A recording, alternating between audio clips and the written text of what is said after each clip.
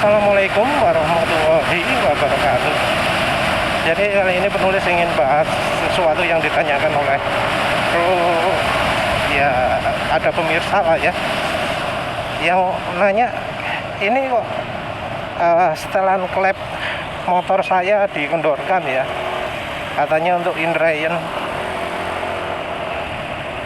Kalau klep dikendorkan itu takut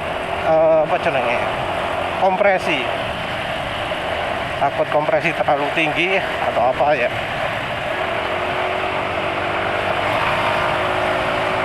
Soal kompresi sendiri ya, ini sebenarnya tergantung dari bahan bakar. Kalau memang kompresinya tinggi ya wajib bahan bakarnya dan tinggi. Kalau mesin masih baru habis di pour up, habis diganti piston macam-macam, itu keraknya mestinya masih belum banyak. Jadi resiko kompresi terlalu tinggi juga sedikit. Jadi ya tinggal dari bahan bakarnya saja ya. Bensinnya pakai oktan tinggi, jangan pakai oktan rendah.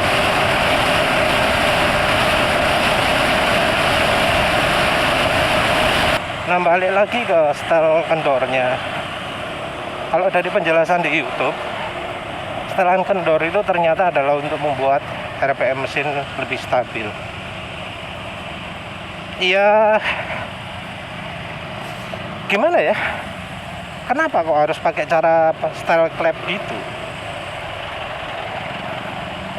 Karena ada cara lain yang menurut penulis lebih pas ya, kalau memang tujuannya adalah untuk bikin RPM rendah lebih stabil, lebih halus, lebih tenang.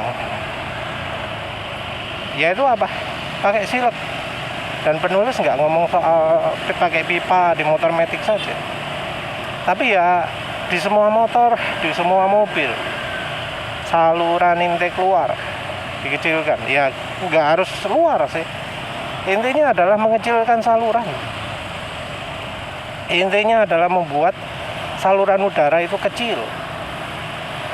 Dan ini nggak cuma input toh, nggak cuma intake toh, tapi exhaust juga, dari keluaran juga. Jadi memang mungkin ya merubah setelan klep bisa membuat debit udara yang masuk ke ruang bakar jadi berkurang. Karena berkurang ya jadi lebih tenang loh, RPM rendah. Tapi ya kalau menurut penulis pakai klep saja terbatas ya. Beda dari kalau kita langsung merubah ukuran saluran udaranya. Dan ini loh ya yang kontroversi ya.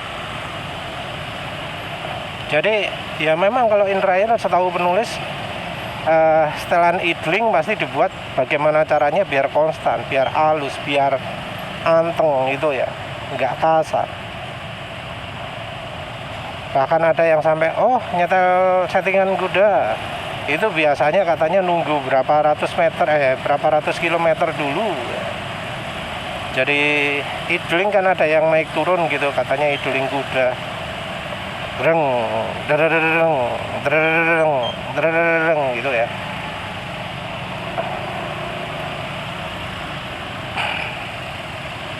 Jadi mesinnya nyalanya nggak halus gitu ya. Ya entah apa manfaatnya dibuat gitu ya. Ada yang ingin karena efek suaranya saja, ada yang merasa bahwa itu kalau di RPM tinggi pasti oke. Ya entah ya. Kalau soal setengan gitu penulis taunya dari rasio udaranya ya. Kalau setelan udaranya pas ya mantap, kalau udaranya nggak pas ya nggak mantap. Nggak peduli itu idlingnya idling kuda atau apa. Mungkin ada yang ngomong kalau pakai idling kuda di mesin dyno mungkin hasilnya angkanya sama, tapi kalau dipakai balapan beneran lebih kencang yang idling kuda. Kalau menurut penulis itu karena mesin dyno yang dipergunakan salah. Kalau mau akselerasi ya harusnya pakai mesin dyno yang ada eddy current-nya, ada dyno brake-nya, ada remnya. Mesin dyno yang memungkinkan untuk mesin itu terjaga RPM-nya walau gasnya dibuat sebetot sampai 100% ya. Jadi misal gasnya sudah di pol, RPM tetap terjaga karena direm sama mesin dyno-nya. Jadi dari mesin dyno-nya menghambat laju rodanya. Bisa dibuat fix kecepatan tertentu atau RPM tertentu. Mesin dyno ini biasanya adalah mesin dyno level 2 ya. Sementara yang kebanyakan ada adalah mesin dyno yang loss. Kalau di gaspol ya langsung sampai RPM mentok.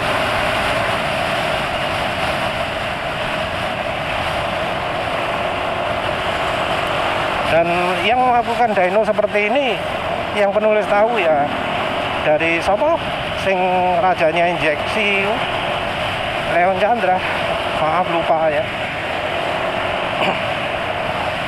Dia penulis lihat tuning Satria seperti itu. Jadi walau di gaspol RPM nggak naik-naik.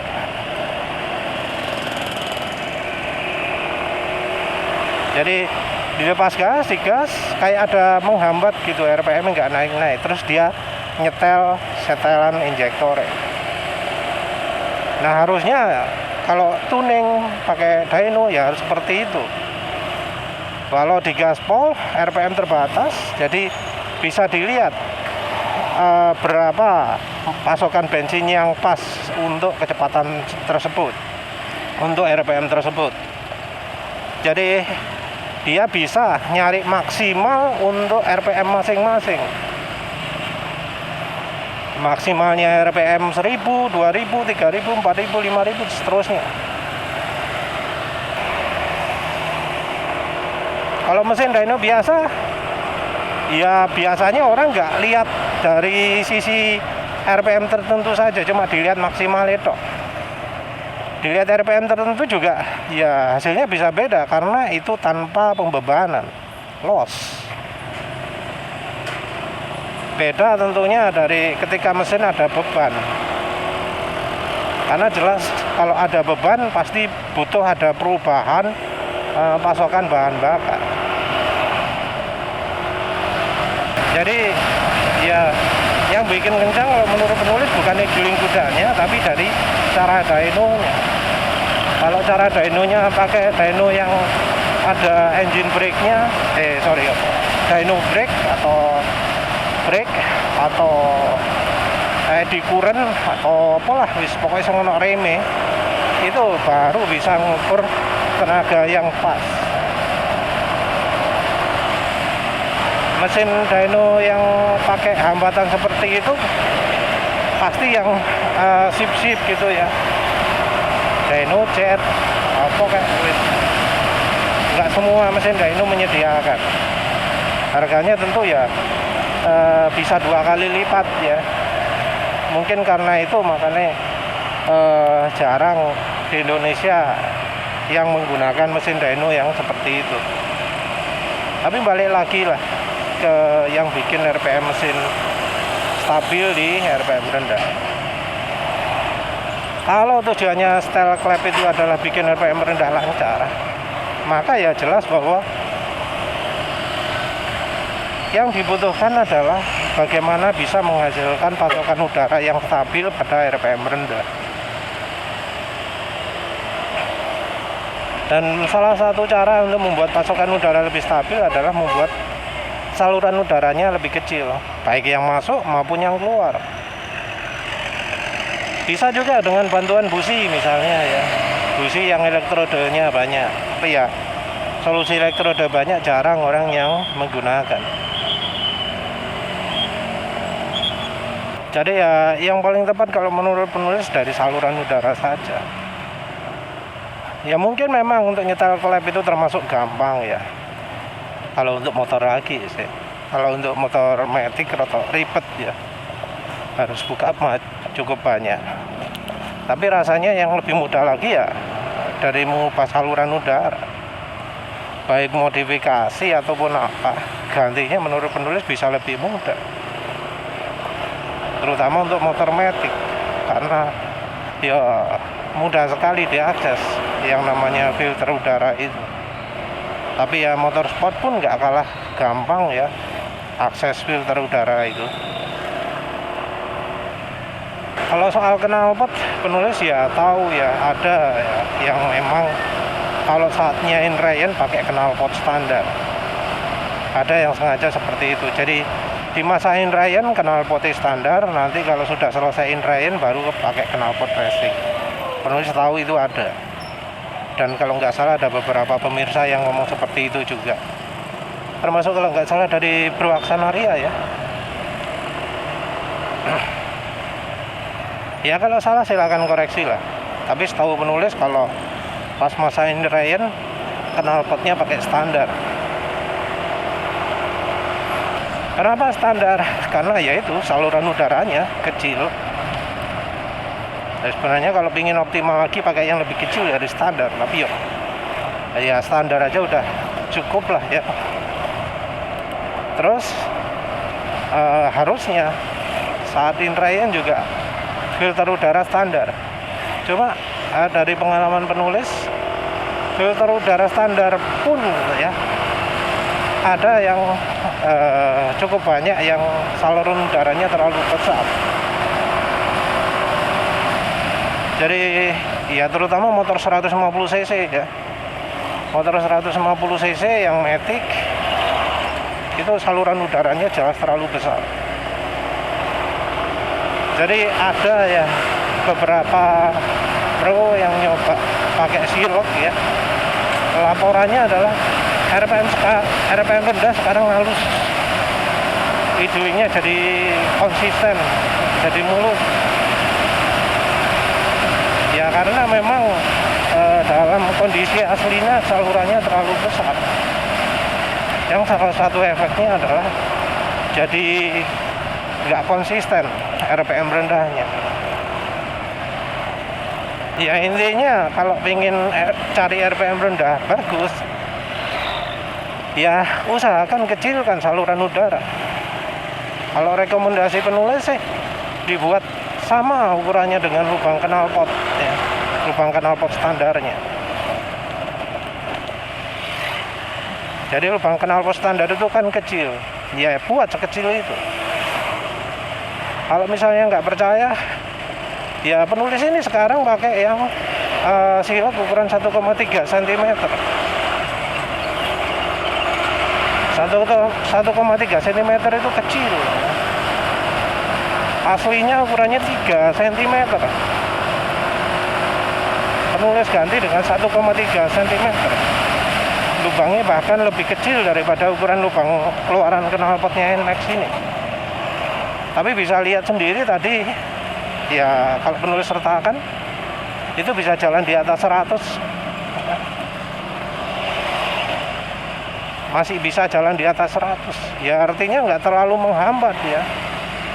Karena penulis tahu ada yang punya NMAX nggak bisa jalan lebih dari 100.